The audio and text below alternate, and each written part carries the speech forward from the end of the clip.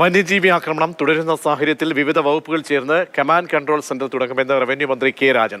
2 RRTകൾ കൂടി സ്ഥിരപ്പെടുത്തും. മുഖ്യമന്ത്രിയുമായുള്ള യോഗത്തിൽ 27 നിർദ്ദേശങ്ങൾ സർക്കാർ അംഗീകരിച്ചു. ഇതിൽ 15 എണ്ണം നടപ്പാക്കിയെന്നും മന്ത്രി വ്യക്തമാക്കി.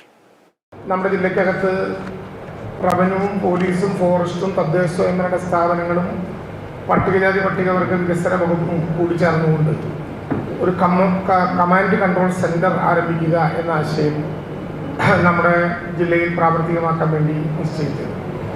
ബാവലി ഫോറസ്റ്റ് ചെക്ക് പോസ്റ്റ് കേന്ദ്രീകരിച്ചുകൊണ്ടുള്ള പ്രവർത്തനങ്ങൾ കുറച്ചുകൂടി സജീവമാക്കണമെന്നും അതിൻ്റെ കൺട്രോൾ റൂം ശാക്തീകരിക്കണമെന്നും ആവശ്യം ഉന്നയിക്കപ്പെട്ടിരുന്നു. അതും ഇതിനകം നടപ്പിലാക്കപ്പെട്ടിട്ടുണ്ട്. ജനപ്രതിനിധികൾ ആവശ്യപ്പെട്ടതനുസരിച്ച് ആ 2 RRTകളും ഇവിടെ സ്ഥിര സംവിധാനങ്ങളായി മാറണം എന്ന് നിശ്ചയിച്ചു.